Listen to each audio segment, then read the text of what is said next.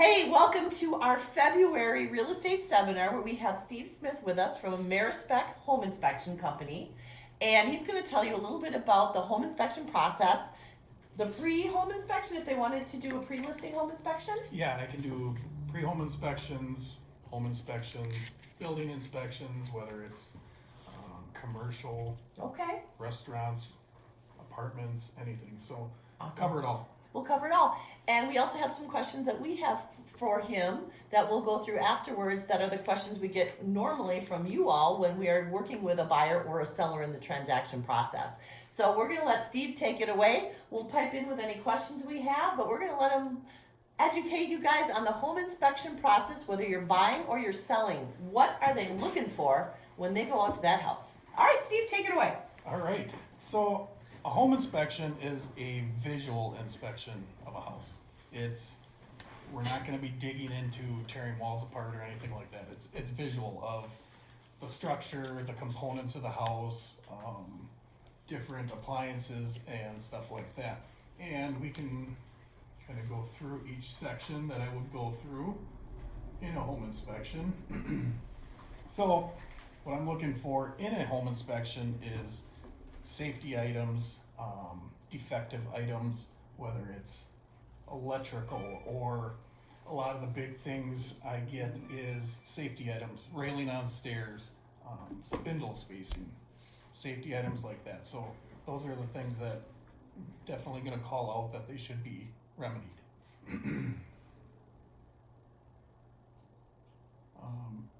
Biggest thing.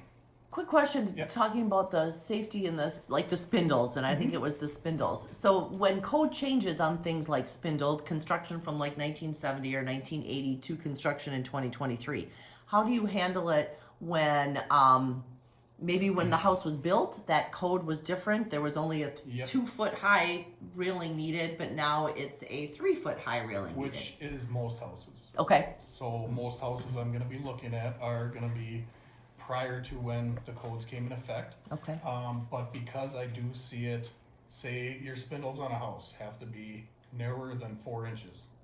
And that's safety for kids. So if it's not, which a lot of them aren't, I'll recommend that they be upgraded so they do not necessarily meet code, but so they are up to the safety standards. okay.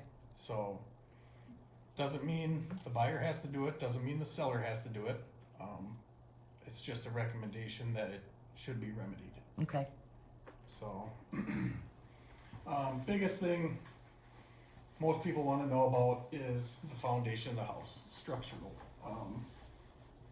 Common cracks in foundations, you'll see cracks in block, you'll see cracks in poured foundations.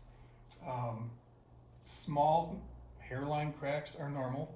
Okay. If you start to get shifting, sinking, anything like that in the foundation, then I'm going to recommend a structural engineer come and look at it.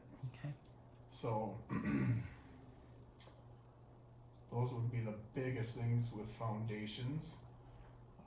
You can see there that's starting to break away. A lot of times buildings have been around for a while, and you'll be able to tell if that crack's been there a long time or if it's new. If it's an older building and it's got some major cracks going on, it's probably been a problem that's been happening for Okay. quite a while.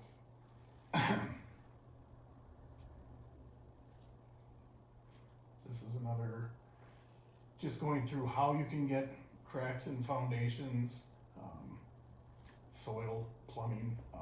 Biggest thing I tell people, put gutters on a house.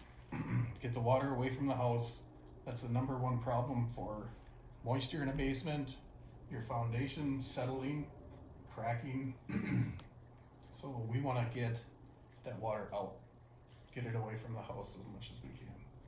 So I think that answers the proverbial question we always get, whether we should have gutters or not have gutters in the Northwoods. A lot of people say don't put them up because all they do is get full of crap, especially if it's a Well, second that's- home. Yep. But get the water away from the house would be the primary concern. And anytime I do see gutters on a house, I'll put on the report that gutters should be maintained, cleared free of every Debris. gunk. Yeah, the gunk, so to speak. Yep. And not everybody wants to do it, but it's important. Yep.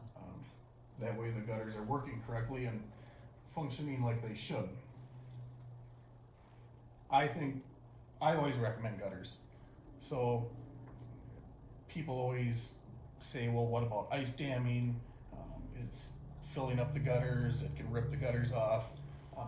If you have ice damming that's that bad, then you have other problems going on. Okay. So, and we'll get to that part with the roof and everything. That's gonna be the big question everybody wants to know about the roof Yep. in the winter. Yep. So that kind of just covers what it went over with the foundation here. Oh yeah. Um, Seen that. I was gonna say, I sold that. I built that.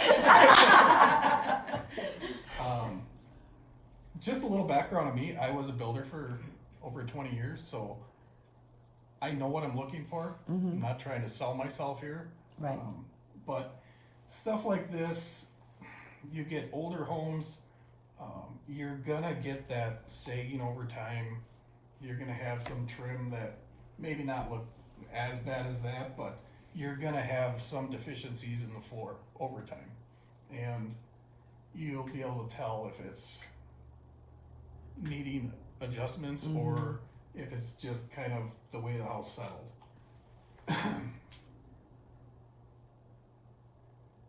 Obviously, that is a big problem. Can I ask a quick question? Yep.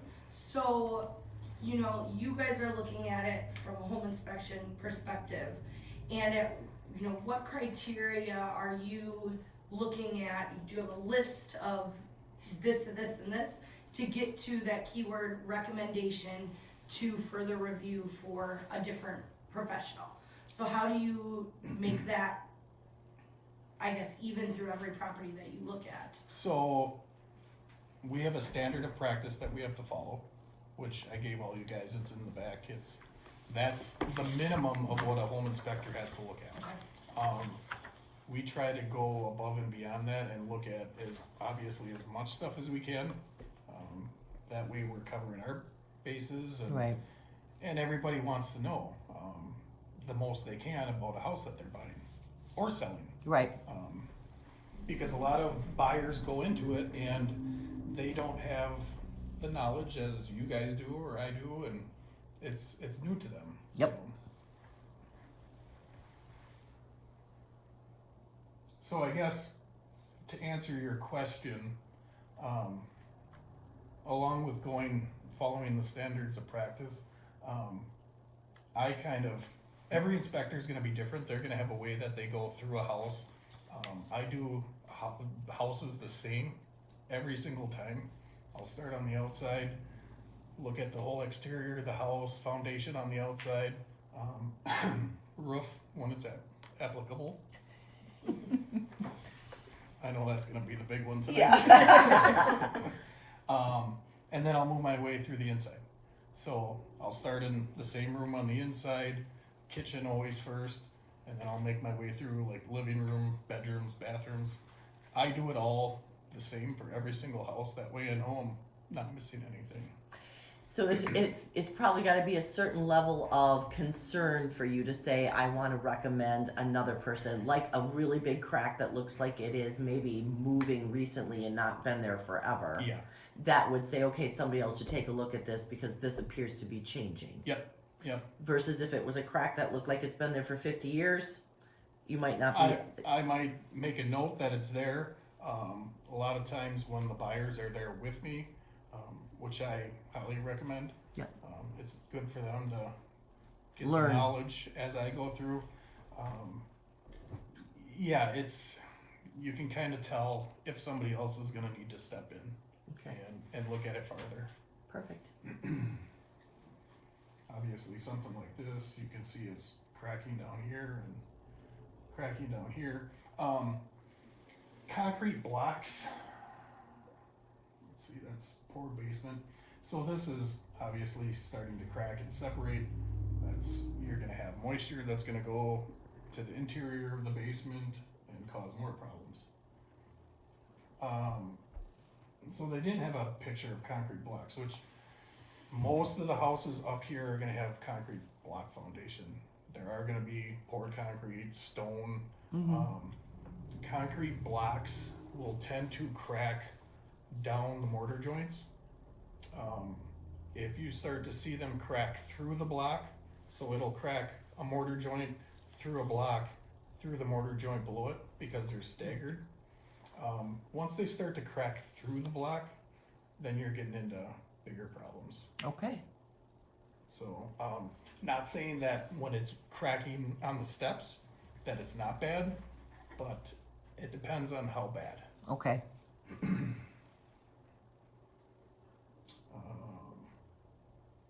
Yeah, I'm obviously looking for any new or old water damage on ceilings. And you all do you use the little tester for moisture to Mhm. house? Okay. Yeah. A lot of times, you'll tell if it's fresh or not. I'll be able to tell if it's fresh or not. If it's fresh, then I'm definitely going to use the moisture meter. Most times I use the moisture meter just to see, but a lot of times if I see that the roof is new and then inside there's an old water stain, you're Yes. going to know it's old. Yep. But not to say it's not tested, because you want to know if it's holding moisture or anything like that. In a house, there's the obvious reasons: problems with the roof, foundation, lack of gutters, like we talked about earlier. Those are all things that I'm going to look for. A lot of times, like I said, when I start on the outside of the house, I may not be able to detect that there is moisture problems until I go into the house and see a wall, the basement's damp, anything like that. So if I do find moisture problems in the house, then I'm gonna go back outside and look around to see what's going on with the exterior of the house also. So maybe we can figure out what the problem is. Okay.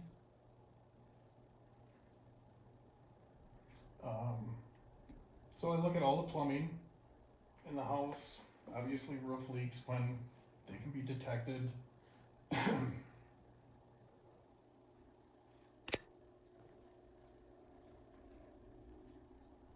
Gutters again, indoor plants it's really not a water problem.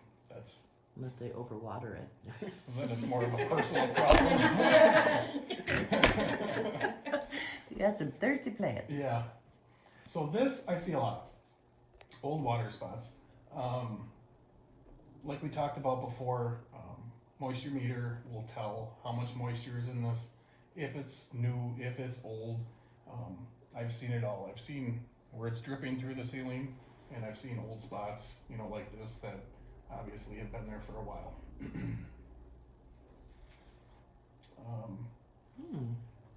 Probably one of the other biggest things that people are looking for is moisture in the basement.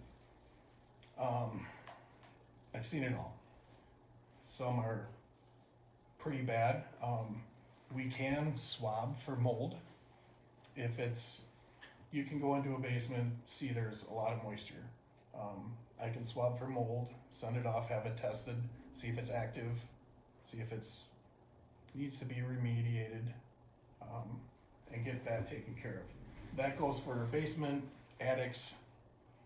I just had probably 2 in the last 2 weeks for basements that had mold, and then attics that aren't ventilated But the one properly. thing with you would need to have the seller's permission to swab for mold in a regular inspection, because that would be testing. Unless And- it was recommended. No, you still need the seller's permission to do any further testing. Yep, you do amendments, yep. So is there a special certification for mold? Yeah. That's what I thought. So you guys are completely mold certified so that if we have a mold issue, we can call you. Yes, Perfect. Yep. I did not know that. Okay. We don't test it on the spot. Like I said, we'll take a swab of it, send it off to a laboratory, and they will tell us what kind of mold, if it's active or something that needs to be remediated. So if we see mold, we should put that in our offer then, that they have the mold testing right away. Yes. If we see it for sure. So just like you used to do radon before it was added into the offer to purchase, I would do mold the same way we used to do radon. Do you guys also, which is off track a little bit since we're talking about mold, but air quality? We were going to, Okay. let me talk to Brad about that, because Okay. we were gonna get some air quality testers, but there just wasn't a lot of, In all my People years, asking I've for it? had two. yeah. So yes, I haven't had a lot, but it seems to be something that people are, I don't know. You know, like we didn't hear for radon for 10 years and then all of a sudden radon. And that's Yep, and so now it probably feels the biggest thing that I would recommend to to have buyers. tested is Yeah. rated. Okay, perfect. Good. All right. So I'm good to know that you guys can do mold though. That's good to know. So yeah, And- so if you guys see mold, you want to make sure you write a special provision in. And there might even be one on one of the addendums. I don't know for sure. We could look. Like in maybe the addendum A or And something. honestly, I bet you 90% of the times that we do find it, people don't want it swabbed. They just want it taken care of. We don't do many swabs of it, but if it's requested, we do. Okay. So typically, if people see it, they want it just taken care of right away. Yep. So, so yeah, any ponding or puddling around the house, obviously, you know, you're gonna have water issues. This gutter should be extended Yes. 6 feet away from the house. People don't always do that because you wanna cut your grass and every other thing, but obviously you can see what's going on here. It's starting to rot the wood away. It could seep into the foundation. So that's just showing some good drainage around the house. All right. You want to take a break before we We sure can. No, we don't have to. Okay. It's up to you. No, we can keep going. All right. The biggest question tonight. Roofs in the winter. I wish I had a good answer for you guys, but there isn't one. I get people all the time asking me if I can look at the roof in the winter, and it's just a simple no. Because I could shovel off one area, and it could be fine, and the other part of the roof could be terrible, or I could shovel it off, and you're not getting, you know, when you shovel a roof off, you're not getting all the snow off. You're gonna have that little layer. There could be nail heads, anything like that aren't showing through the snow, that I wouldn't catch. So there is just no good way to go about it. Mm-hmm. So I always recommend that the buyers talk to the sellers, maybe find out when it was re-roofed, the age of the shingles, and that's about as good as we can do in the winter. So getting back into it, when it is that time of season for me to look at a roof, which isn't a long season up here, there are a few different factors. Obviously, safety is going to be the number one thing. That's another reason why I don't go up on roofs in the winter, just for a safety standpoint. I don't want to be at a house by myself and have something happen and then I'm there alone. So going into the summer months, spring, summer, fall, when you can crawl on a roof, if it's something that I'm comfortable going on, I will. Okay. If not, I have a drone, I was gonna ask that. Perfect. so I'll fly the drone up there and take a look at the roof that way. Perfect. So that you can get a really good idea of the whole roof. Mm-hmm. Perfect. Now, there are some roofs that I probably shouldn't have gone on, and I have, but it's kind of up to me. Okay. So, but yes, it will get looked at in the summertime for Cool. sure. And I'll look at the condition of the roof, whether it's metal roofs you can't walk on. So I'll put a ladder up and go around the house, take pictures of the house with the metal roof up there. Shingles, rubber, anything like that I'll walk on. And then I'll be looking at the condition of the shingles. I don't tell people the age or how many years they have left. I get asked that a lot. And there's so many different factors that I just can't give them a straight answer. It's all gonna determine how much sun, how much shade, how much moisture that the roof is getting. So there's so many different factors in a shingle's life. Does moss, when you see moss on a roof, does that automatically say that there's something bad with it? Or can that just be pressure washed off and everything's fine and dandy? It depends. So moss is gonna be from moisture buildup, basically your shady side of the house. If there's a lot of moss, then yeah, get rid of it.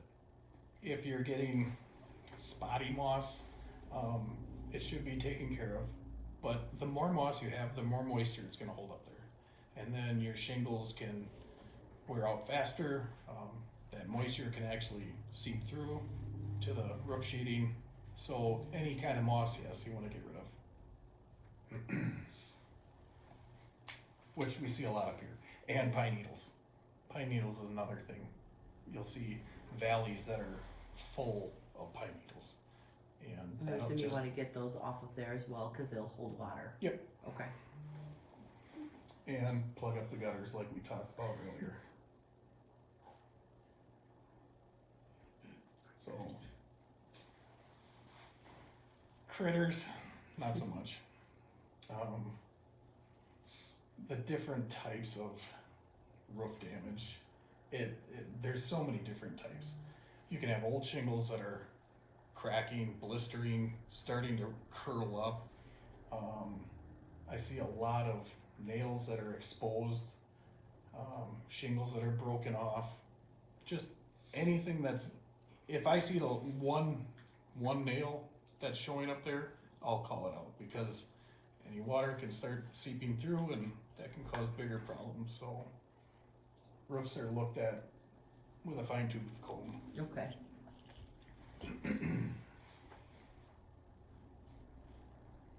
So these are starting to blister, and then like I said, these edges here will start to curl up when they're really old. The granules will wear off. Oh, So there's your moss. So yeah, something like this should be definitely taken care of. And there's a lot of that up here. And by taking care of, we would clean it off. Yeah. Yeah. But that's another, you might have a homeowner that says, well, I'm gonna do it himself, and go up there and have a really high pressure washer and actually do more damage than he's actually helping. One way to get rid of it is go up there with a broom first and see if you can broom it off. And then after that, if you gotta take a pressure washer, I guess, be very careful. Don't roofers do that too, or they put that some The sort of zinc on it? Yeah, they put a zinc strip, Yeah, which is or supposed they'll to, sprinkle like a powder up Yeah. there. Yeah, which is supposed to get rid of the moss. I don't know if it really Yeah. works or not, but I'm not sure if it yeah. actually really works, but it can help prevent it. But typically you're gonna have the shady part of the house, you're gonna know, and it's gonna get quite a bit of moss. Okay. If it's shady and it's holding moisture, that's where it's coming from. All right, flashing on roofs. Whether it's gonna look like this, whether it's missing, that's all stuff that I'm gonna look for in the roof inspection. I'll look at chimneys also. That's probably coming up. You can see here, obviously that flashing was not done correctly, but then on the bottom you have exposed nails that should have tar on them. They're all just points that water can enter. You don't have to have something that looks like this to make it a bad flashing job. Okay. This is terrible, but there are flashed roofs that look good, but they're still not serving the purpose, so. Okay. Gotta really keep an eye out for that stuff. Especially against like wood siding on the house. This is obviously leaking because poor flashing job. Oh, exciting. Can I just go back, cause I noticed it in there, heat loss and also looking at the roof in the winter time. That's what I was gonna talk about, that with the roof. So are you able to visually note anything like that via icicles or certain melts or the attic access? Yes, going back to the roofs, that's a good point, because I was gonna bring that up. Not being able to look at the shingles is one thing, but there is an advantage to seeing a roof in the winter.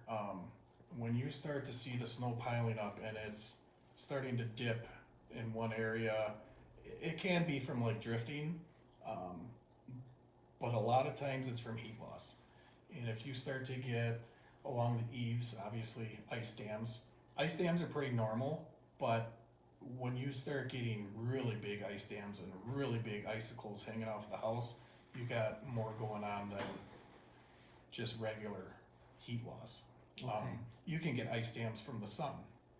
The sun will be shining on a side of a house for the day, and then at night it'll freeze and you'll get ice dams. So some ice damming is pretty normal, but when it really starts to build up, then you know you got other issues going on. So yes, you can tell kind of what's going on with the roof. You won't know, I won't know what condition the shingles are in or whatever other roofing product is on there, but there are things that you can tell in the summer that you might not be able to tell in the winter, or the winter that you can't tell in the summer.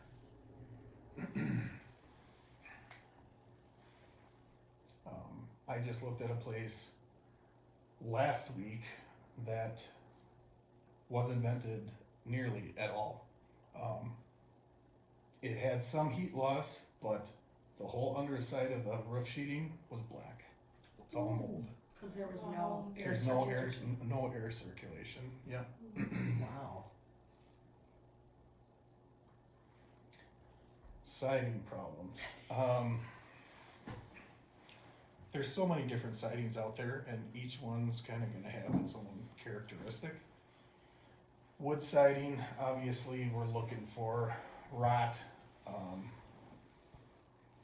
This here is more of a maintenance thing.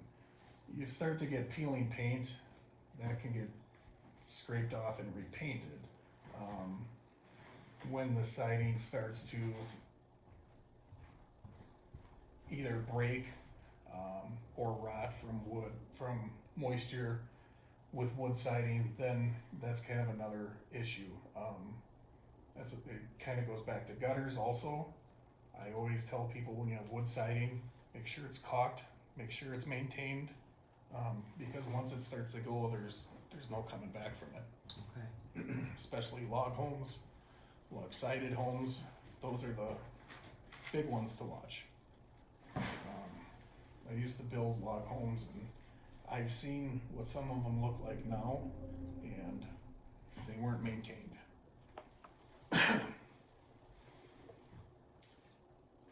Vinyl siding, well, this is another wood siding too, but vinyl siding, if it's not properly installed, will buckle like this when it gets too much sun on it. Don't see a lot of that, but it is something to look for. So I was at a house the other day, and the whole front of the house, it was vinyl sided, and they had some icicles coming down from the roof line, but then there were icicles hanging off of the vinyl siding. Yeah, that's So- not good. Is that just heat loss? It could be. It could be, depending on where it is on the house somehow. Sometimes you see it where snow will get up behind stuff, and then it'll melt from the sun, and then it'll drain out the weep holes in the siding. So it could be a few different things, but usually it's not a good thing when you do see that. Okay. All right. I think I have a picture I can show you later. Okay. 'Cause it looked very pretty, but I was like, I don't think it's supposed to look like that. Yeah. What about just like shingles over shingles, siding over siding? They put vinyl over partial log or whatever old cedar siding was there. That's You're not gonna typically okay. open that up, but Typically that's okay, as long as there's no rotting going on behind it, which if it's vinyl sided, I'm not gonna be able to tell during a home inspection, unless there's something really major going on that might bring my eye to something that's going on. But you see a lot of houses that get resided with vinyl over old wood or shingle sided houses. Yeah, that's typically not going to be seen in a home inspection. So the cracking and fading paint and things like that, is that a recommended, you know, how do you word that in your home inspection to the client and how they should understand that? For vinyl siding fading is going to happen no matter what over time. I probably won't call anything out like that just because it might have been on there for 20 years, 30 years, who knows. That's just a natural occurrence that's going to happen with vinyl. When you start to get it really chalky, have you ever seen vinyl sided houses that are very like chalky? That's like the coloring, and that should get washed. It should get, I'll recommend that they wash the house, or sometimes you'll see you can get actually moss growing on the vinyl siding depending on the side of the house. So stuff like that, yeah, I'll call out for like maintenance. Yeah, but that's not a defect. It's not a I guess defect, that's what I was no. getting. What's your line for some of those from If it's defect to cracked, maintenance? Yeah, if it's cracked, like There's holes. typically corners, people crack them with their weed whackers, they hit them with their lawnmowers. Depending on how bad they're cracked will be if I call it out or not. I mean, if it's really busted up, yes. If it's just a cracked corner, then somebody hit it with something and it's But- not but gonna affect Still, anything. wouldn't that just be a maintenance item versus a structural defect? Yeah. And not to say that it's not a structural defect, but like if your vinyl siding say pulls apart, where it's the laps aren't together anymore and there's a gap there, not to say that that's a defect either, but I'd probably call it out as something other than maintenance because you want that definitely taken care of. Somebody should take care of that because you don't want any moisture getting behind the siding and causing bigger problems. So yes, there's maintenance things that I'll call out, like cleaning the siding, painting the siding, caulking it, defects where it's either cracked to where moisture can get behind it, fascia missing, stuff like that, aluminum fascia, stuff like that. That would be more of a defect because it's gonna cause more problems down the road if moisture can get in there. Awesome. Does that answer your Yep. question? Yep, perfect. So yeah, like I said, the shifted seams and stuff like that. That's, I don't want to say common, but a lot of times you'll see vinyl sided houses where the top row, it should have an undersill trim that holds the siding up there. They actually clip it. You take a clipper and you clip this prong in there, and it makes like a what do I want to call it? You take a tool, you clip the top of the siding, and it'll put like a tooth in it. So you slide it up there, and it'll grab that undersill trim. A lot of times, do-it-yourselfers won't do that, and that top row siding will be sagging, falling out, stuff like that. So stuff like that definitely I'll call out. Insects, not a big problem up here. We don't get termites or anything like that. I was gonna ask, do you see, or do you guys see that often where, you know, there's some wood rot or termite or anything like that, and how do you go about that? Not bugs. When you get into log-sided or full log homes, then yes, you can get those wood-boring grubs, and they'll actually eat through the logs. The biggest problem would be red squirrels and woodpeckers chewing holes through or pecking holes through. See that a lot. So stuff like that I'll call out.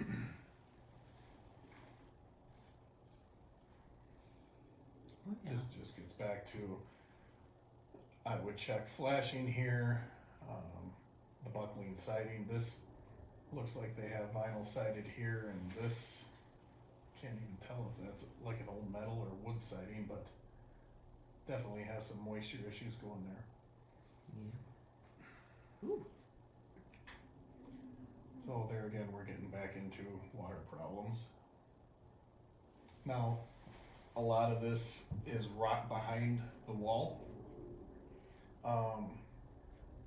That you won't really see in a home inspection unless you have this bad of damage is probably going to be seen on the inside. You're going to know that there's some moisture problems. If you have sections of wood siding that is really rotted, might probably recommend that somebody come out and take a look at it, maybe pull some off and see what's going on behind it. Because that's almost to the point of no return there. Mm-hmm. This section here is gone. All right, getting back to this, windows. So I'm looking in a home inspection to see what kind of windows, whether they're dual pane, single pane, broken glass, dual pane windows.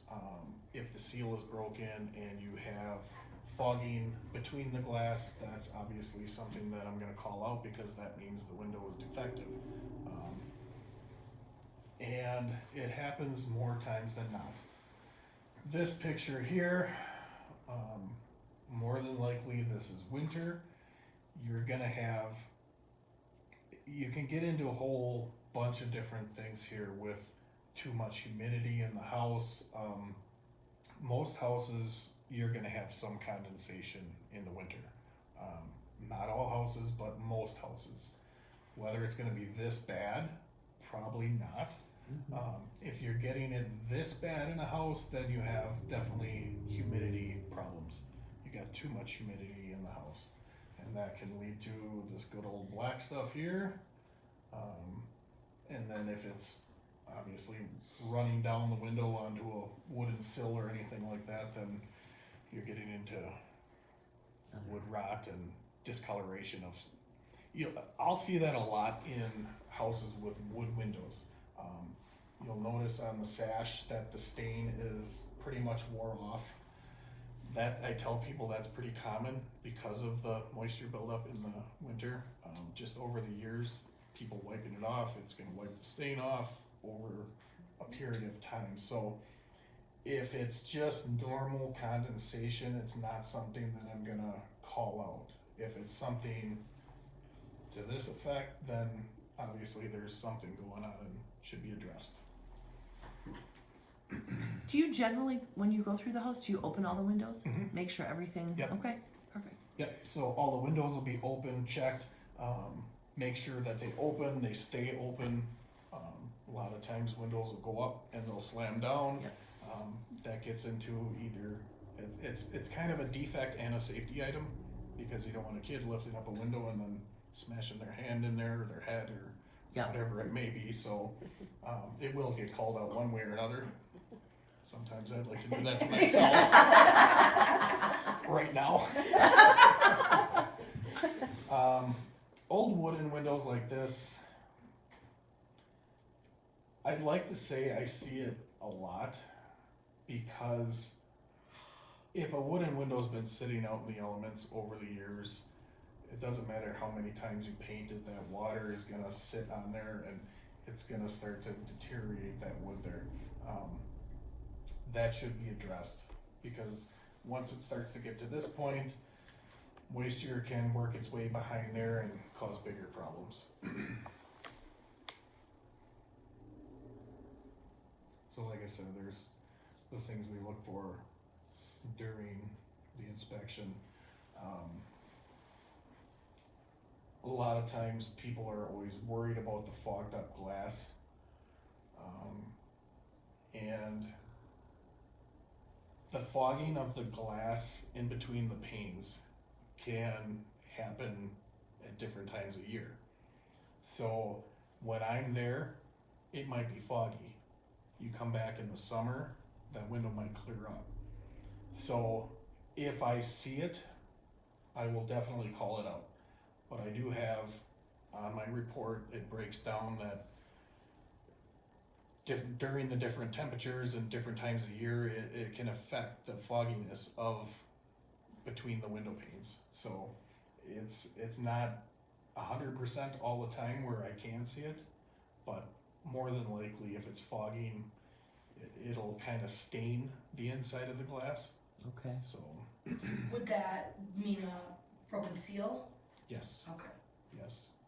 So then there's a couple options that people will have. I mean, try to replace just that one sash, which is not easy to find the manufacturer of the window and Still here. somebody to do it, Nope, done. Oh, it did. or to replace the entire window. Yep. Yeah, we had a broken seal on a closing that happened in the beginning of 2021, and the window just came in like 2 weeks ago. Yeah. So we've had money escrowed for Yep. probably 12 months. I had a friend building a custom house, and he said it was almost a year before they got the custom windows. So I think that stuff is slowly coming back Yep. with building materials and waiting on stuff, but I don't know. I think we kind of went over this stuff with the windows. There again, condensation. So that's a foggy window. That is in between the panes of glass. Now you can see it's obviously not winter, our kind of winter out there. But it can, if you have high humidity levels outside, that can cause it to look like that more. But you will see windows that look like this too in the winter time also.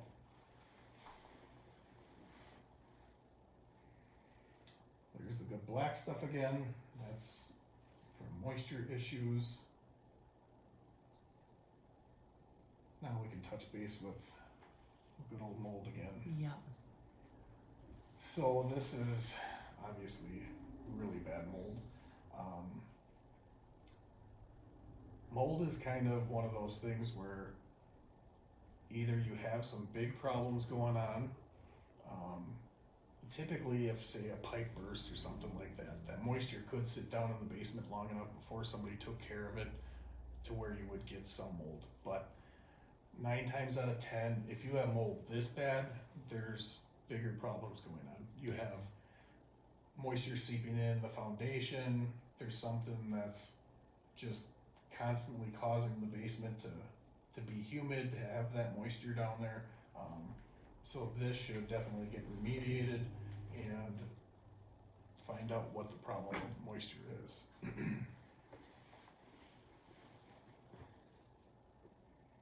So here's another, going back to a house I looked at a couple weeks ago. The buyer was told that radiant heat going through the floor, and one of the pipes broke, and that's the reason that there was mold in the basement. Well, this section of house was over here where the leak was, and I found mold all throughout the basement. So it was more than just that one pipe bursting. There was definitely something else going on there. So if I see it in one spot, it's gonna get called out. But if it's all throughout the basement, it's definitely getting called out. But then it's kind of getting into a bigger remediation problem.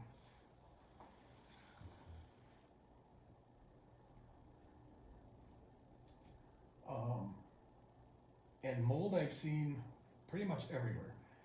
Going back to where you have spots on the ceiling, old water spots, you can get molding there, you can get molding in the attic area, basements obviously, crawl space, anywhere really. Those are the different kinds of molds, we're not gonna go over those because I can't even pronounce half of them. Just mold. Fungi-like matter. Yep. That's what it was in that for the mold people. Yep. Fungi-like matter. I don't use the M word. Yeah, really, we're not supposed to use the M word, but we all know what it is. Yep. So here again, a basement. Obviously, there is some moisture problems going on with water seeping in, causing this. You can see these mortar joints are starting to decay because of how much moisture is in them. A lot of times you'll see basements too that have, and I don't know if it's in these slides or not, it's like a white powdery substance that you'll see on the On walls. top of them, yep. It's called efflorescence, and what it is the moisture coming through the wall, and it's grabbing the salt, and it's basically like a calcium buildup. Interesting. And you see that in a lot of basements. If it's just a little bit, I probably wouldn't worry about it too much. But when you start to get a whole basement that's, you got white powder everywhere, then you definitely got something going on there. Bugs and pests, we kind of went over that. Yeah, we really don't have to worry about, I mean, beehives up here, yes, but that's not really gonna affect anything other than stinging you when you're running inside the house. Ants, you can get carpenter ants, but I haven't seen it personally to the point where it's causing that big of a disruption in the house. Not to say it can't happen, but I haven't personally seen it in any inspections or any of the years I've been building. So I really wouldn't say it's a big problem up here. Like I said, going back to animals, the red squirrels and woodpeckers. Okay. Raccoons. Raccoons, yeah. Red squirrels are the worst. Yeah, They are raccoons are just- pretty bad too. Little demons. Yes, they are. And mice. I mean, mice. I always tell people if a mouse or a bat wants to get in a house, it's gonna get in. You look scared. I hate mice. I hate all of them, and I don't want them in my house. I mean, as good as a house is sealed up, they'll find a way in if they want to get in. So it's kind of, unless I see it where they chewed holes through or something like that, if I see a dead mouse, I'm probably not going to say anything about it other than tell the owner of the house that there's a dead mouse. But it's got to be a pretty noticeable problem for me to call it out for like a rodent. Okay.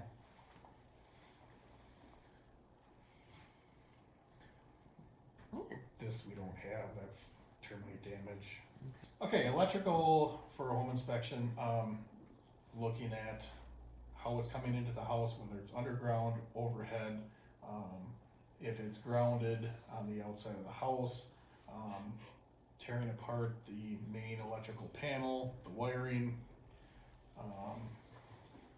I heard yawning in the back. So I'm so sorry. It's not you. It's me. Okay, I so promise. what are we seeing there in that picture? This is knob and tube. I was gonna say that's knob and tube, isn't it? Yep. So this is a big no-no in a house, especially in an attic. Okay, so let's talk about that for a second. Mhm. So I had an early, like a 1920s house years ago that I sold, and they had said that the knob and tube wiring of like a certain decade was really good and it was okay, but that that you didn't necessarily have to rewire everything. Because again, the code was so different then than it is now. Yeah. The big thing with knob and tube that we want to look out for, you typically don't see it in the walls and stuff anymore. You're gonna see it in the attic where somebody didn't want to go up there and rewire stuff. And what can happen is when it's in the attic, people they'll put insulation over it, and knob and tube wiring can heat up, Okay. and then it could be a fire risk. So if you see it in an attic without insulation, I'm still gonna call it out. okay. Yeah. And you would call that a defect, or would you just call that a maintenance issue? I Or would probably have it as a safety issue. okay, okay. That So- makes sense. Don't see a lot of it, but I do see it from time to time. And it's more than likely gonna be in the attic, like I said. Okay. So just out of curiosity, if you have an attic on a 1,200 square foot home that has knob and tube wiring from like the 1920s, I don't know if you would even have an approximate idea, but to rewire that whole thing, how much money are we talking about? I'll tell you. Okay, I wondered because I think that seems to me like that would be a big job. Yeah, Okay. it would be a big job, but I try not to give out prices to clients or anybody because there's so many different factors that who are you gonna use? Yep. How much of it are they gonna do? How detailed are they gonna get into it? And that kind of goes for every aspect of not just electrical, but anything with the house. I have people ask me all the time, well, how much is this gonna cost me? That was going to be one of my questions for you. Can't tell you, Okay, good. yeah. So, I have a question with electrical. mhm. So code has changed whatever many times and things like that. With that changing of code, typically you see may have been code compliant, however that code has changed. Do you recommend that as a safety upgrade or a defect? Can you just reiterate For that? what part of it? GFCI outlets. Yeah, let's go, That's- yeah, Yeah. I was gonna say, instantly where I was, or even the panel and the way that the paneling is done. yeah. The biggest thing I see in houses is the GFCI outlets, because technically you should have them around any water source. So exterior, garage, bathrooms, kitchens, there should be GFCIs. Now, because it wasn't a code back when the house was built, if I see it that it's not a GFCI, I call it out anyway, recommending that they should have it upgraded. Doesn't mean anybody has to, but because I see it, I'll recommend it. And when the buyers are with me, I kind of talk to them about electrical. You're gonna have older houses that have ungrounded outlets. You're gonna have older houses that have some grounded outlets, some ungrounded outlets. You're gonna have the the old two-prong style plugins. Those are ungrounded. It's pretty common stuff for older houses, but the extent of how much it has depends on how big of a job it would be to get replaced. So if I see anything ungrounded, polarity switched, I call all that stuff out. And do you check every outlet Every that you outlet. visibly can see? Yep. Every outlet. And then more times than not, basements, you'll have junction boxes that are open. They should have a cover on them. Receptacle covers. Double tapping on electric panels. When I you get see the that panels, a yeah. lot on electrical. Some breakers can have double tapping. I have a quick story. I did an inspection on a building and there was double tapping into one breaker. And they were Square D, which is the brand.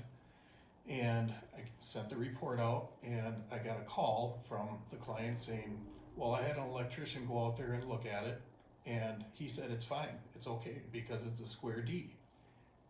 Well, I did take a picture on the side of a breaker. I wonder if I have any pictures here. Okay. Not a good one, but. So here's your breakers.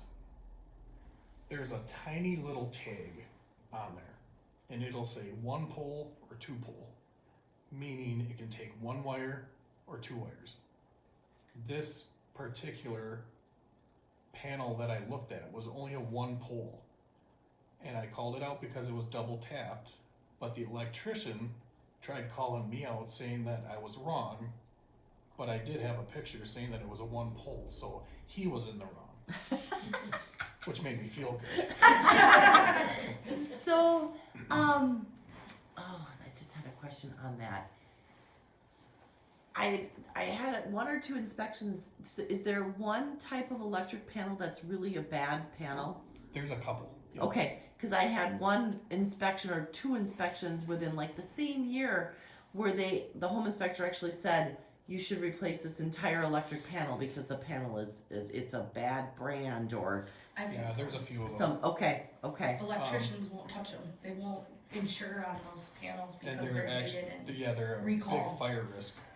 So if it was me, I'm sorry, but I'm just I doing don't- my job. No, I don't mind it. I just like then if you call an electrician to say you need to replace this panel and they don't want to touch it, What do you do? then what do you do? Because you've got, and that seller didn't know that it was going to be a bad panel when they put it in. It was somebody else put it in. More of the reasons to have a home inspection, Yeah. because a lot of people don't have that knowledge. They'll just look at a breaker panel and be like, okay, we're good. Yep. There are a couple of select brands and years that they were bad. Don't see them very often, Okay. but I have called out a few of them. My So- sister's was. Was it? Yeah. Two electricians wouldn't touch it, but it was old. It was like something Pacific. Yep. And they won't touch them, so they had to redo the entire thing. So it wasn't even just the breakers. It There's was the another whole one panel. that's called Bulldog, I believe. Those two, they need to go. Huh. Interesting. Okay. Is that something you would note in your inspection? Like, do you have that Yep, for familiarity sure. to note Yep. it? Okay. Yep, This is federal specific. Federal Was it specific. federal? Yep. Okay, yeah. yep. And I Federal don't know Pacific. if one of these says. Wow. Stat Federal block, mark. yep, for sure. Like I said, you don't see them very often because I think people that found out that there were problems had them changed out, but a select few still made it through. Yep. Just like the knob and tube wiring, I mean, it's a thing of the past and it's a safety thing, so it should be definitely taken care of. Panels like this where you get rusting obviously should be taken care of because you have moisture getting in there, and we all know moisture and electricity don't get well together. There's your knob and tube again. I think it looks so pretty. Decor. Do you do anything with ceramic? Because you could make a little snowman out of these or something if you want. There you go. I'll grab you some. Little art project. Ooh, plumbing. Oh yeah, plumbing. You want to get right into it? Yeah, let's get right into it. Okay. So plumbing, I will be noting whether it's city water, well water. We all know that the well inspection is going to be separate from what I'm doing. I'll look at what the pressure tank is showing, I'll be noting what kind of plumbing is in the house, whether it's PEX, CPVC, copper. Obviously, we don't want lead, which you really don't see lead anymore. Okay. And then same with the waste lines. What kind of waste line is it? Is it galvanized? Is it PVC, ABS, which is the black stuff, or cast iron? The same house that I was telling you about that had the mold issues a couple weeks ago had cast iron waste lines in it, and they were so decayed, they were about ready to bust through. So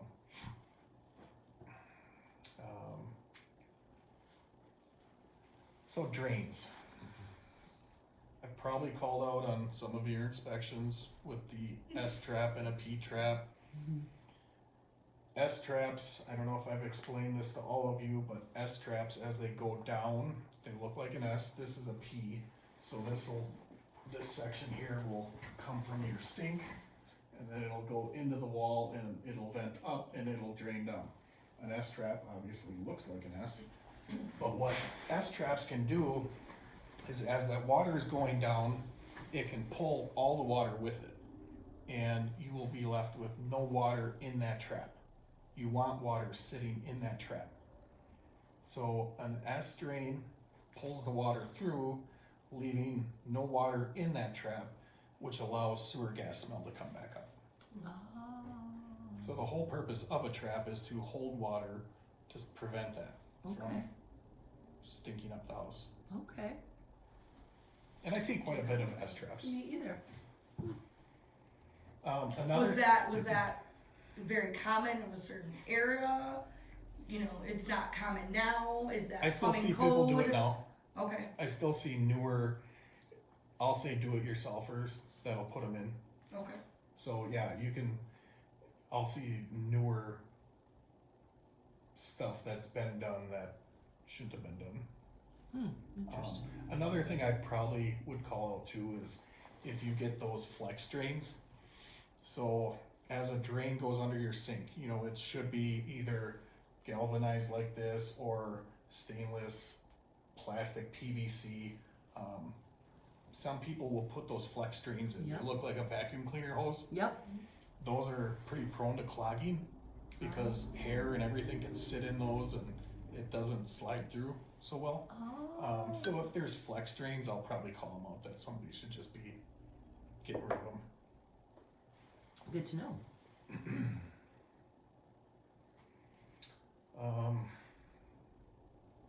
There's a lot of plumbing problems that you can get into. Obviously, leaks would be the big thing.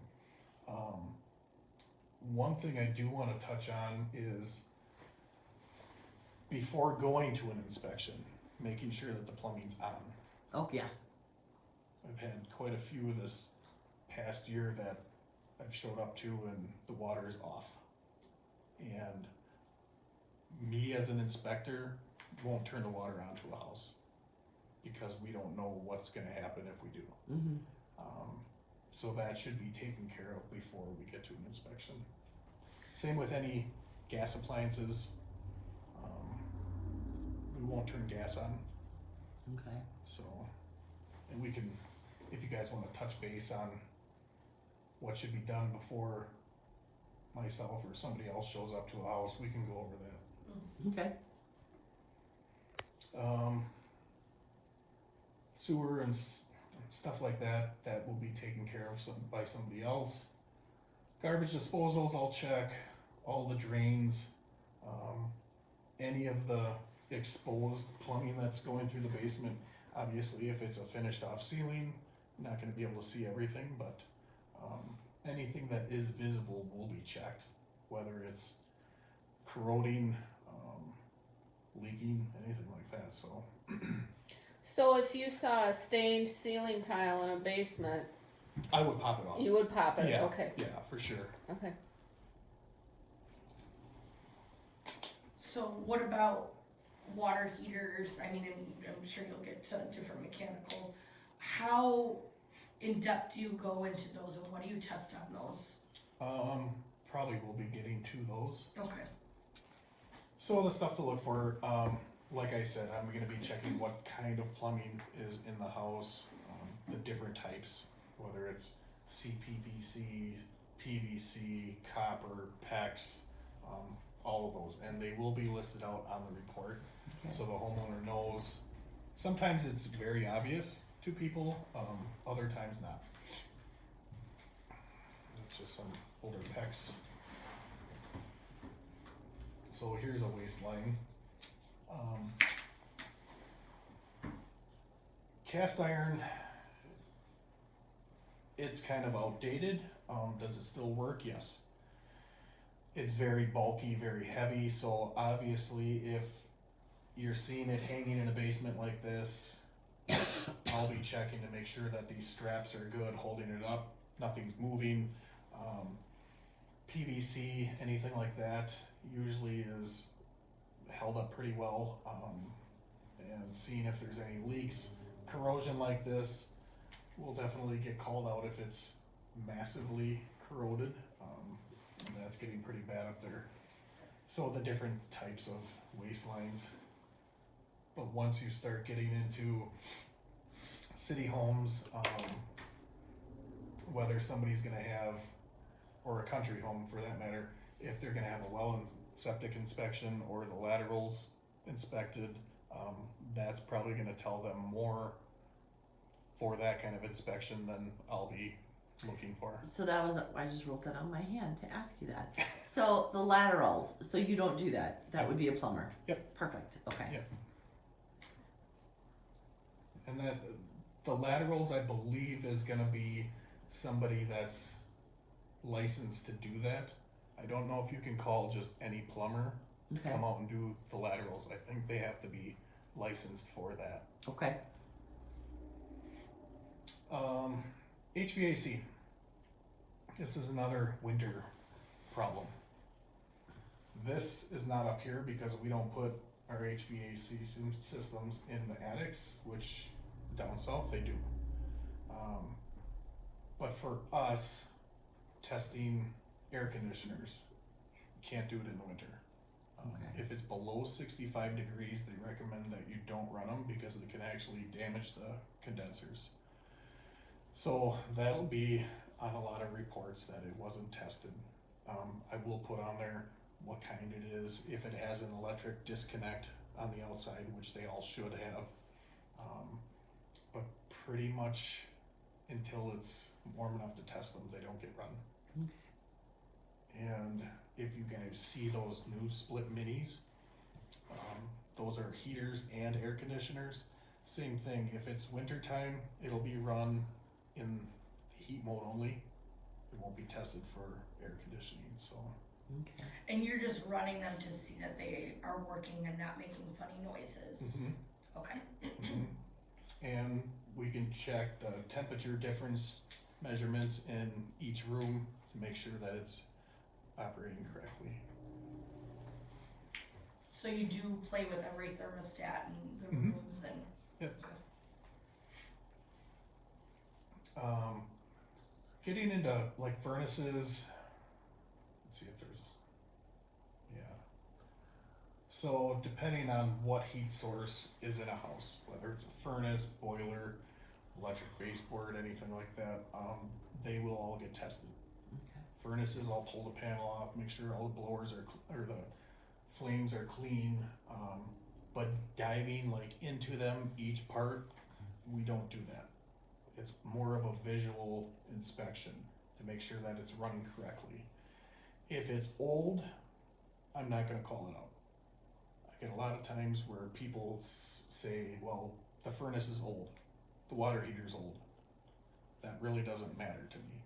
If it's working correctly, that's what I'm looking for. So you would not be putting into any reports is near the end of its life. Okay. Unless you have a furnace or water heater or something that's not performing like it should. Right. If you have a furnace that's making tons of noise, the burners aren't burning correctly, then I'll recommend somebody come out and take a look at it, and maybe it's near the end of its life, yes. Okay.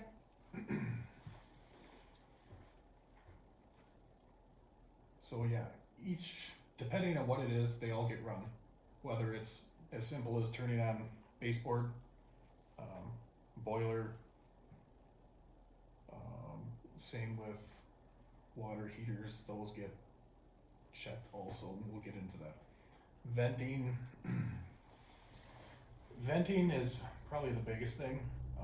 You don't always see a lot of problems with it because if there is a problem with it, there's big problems. I did inspect a house in Rylander. The exhaust for the furnace was actually detached in the basement, and all that fumes are blowing into the basement. So that can get dangerous. Good.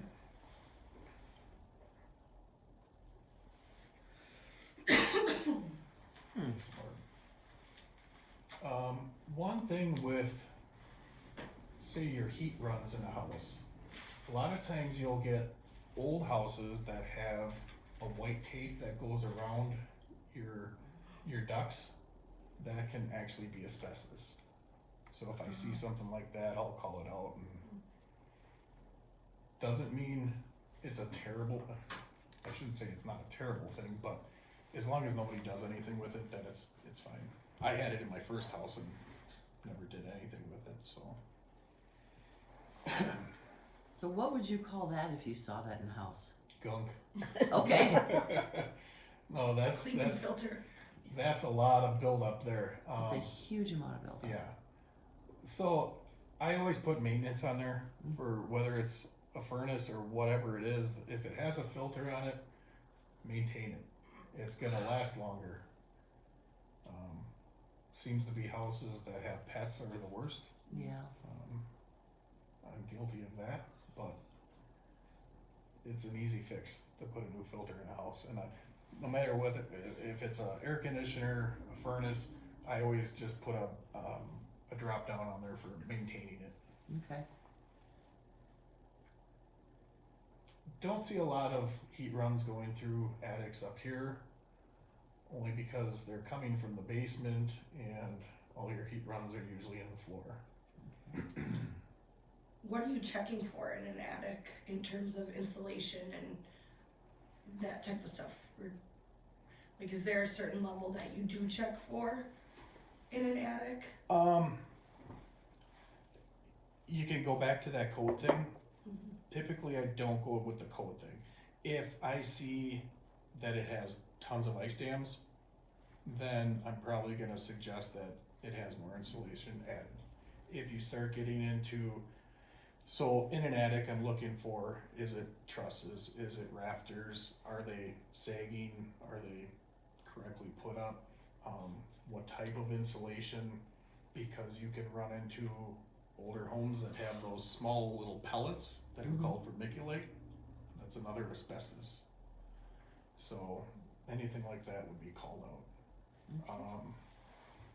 And it gets to the worst of the worst, where either you have mold because there's lack of ventilation, and I've actually seen where people flipped a house, they redid the place, it was gorgeous inside. Last thing I look at in a house is the attic, because that's the last place I want to go. So this house was gorgeous. Go in the attic, everything was charred, black. It was burned. So there was a house fire before, and I've seen a couple where they've been burned. Wow.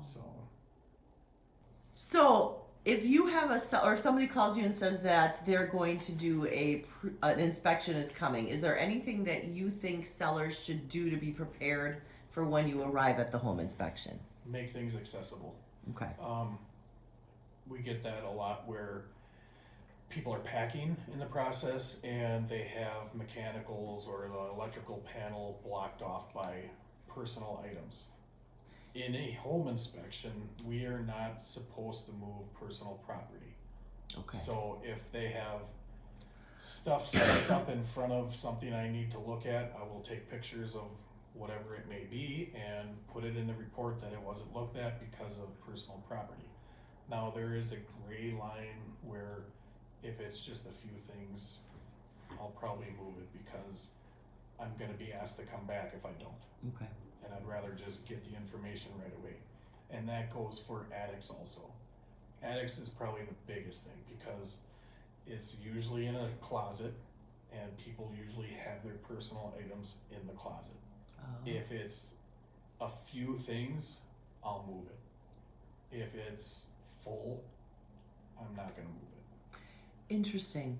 So that tells us that maybe that's something we should be writing in, like all, attic and scuttle and things to be accessible on the day of the home inspection. Yeah. I would assume also having everything on. Yeah. Make sure everything's on, make sure the water's on, make sure gas is on, obviously, heat's on. Just accessibility is the biggest thing. There's been a lot of houses lately that I don't think the message has been relayed, and it's kind of a pain because you can't look at everything. Now, going back to checking every outlet in the house, if there's a dresser in front of an outlet, obviously I'm not going to look at it. Or if they have a computer plugged into it, I'm not going to unplug the computer and check that one outlet.